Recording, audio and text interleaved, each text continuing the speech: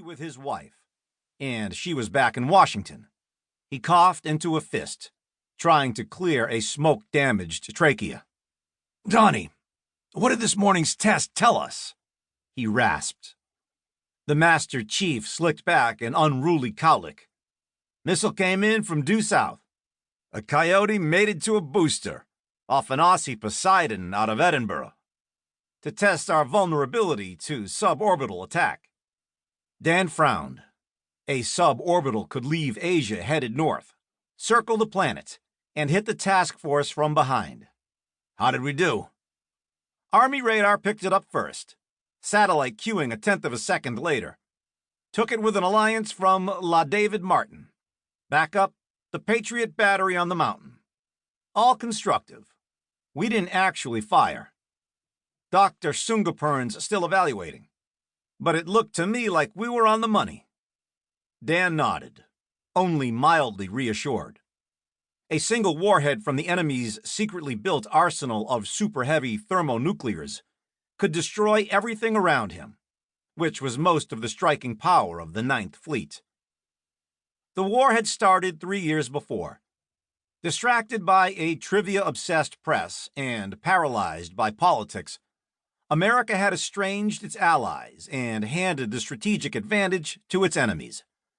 Judging the time right for bold moves, President and Chairman for life Zhang Zhurong had knocked out communications and reconnaissance satellites, then invaded Taiwan and Okinawa. When a U.S. carrier battle group sailed, he'd destroyed it, killing 10,000 servicemen and women. The analysts had predicted any 21st century Great War would be over in weeks. No economy could sustain cyber warfare, blockade, and the lavish expenditures of lives, ordnance, ships, planes, missiles, and money a major conflict would devour. And nuclear weapons, they said, would constrain escalation and limit the battle space. Not one of those predictions had come true. Instead, the conflict had spread like wildfire in a drought-stricken forest. North Korea attacked the south. Iran and Pakistan fell in behind China. Zhang invaded India and Vietnam. And a massively powerful artificial intelligence called Jade Emperor demolished American financial, industrial, and power networks in the cloudburst. American carriers, too vulnerable to risk, had been held back from battle. Submarines, destroyers, and cruisers had borne the brunt of war. They'd paid a heavy price in blood, damage, and lost ships. For the first year, the opposed powers had won every battle, until Operation Recoil. Re-equipped and retrained, the Navy and Air Force's first strike against the Chinese homeland had derailed Zhang's second offensive. But Dan's flagship, USS Savo Island, had been left adrift and on fire. He'd been shot down in a helicopter as he shifted his flag, and barely escaped with his life.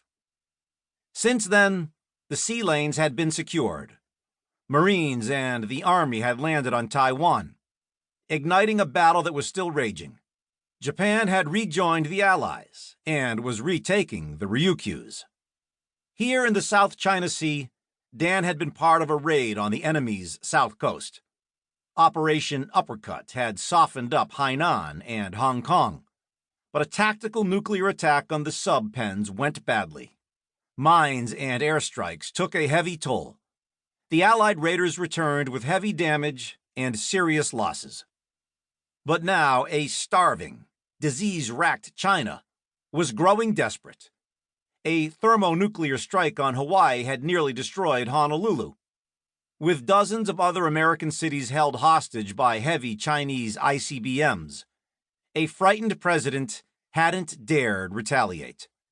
Step by step, the god of war was advancing on both home countries.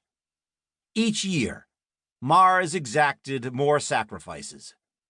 Each year he demanded greater risks, more lives, more treasure. And no one yet could see how this war might be ended. Sir, about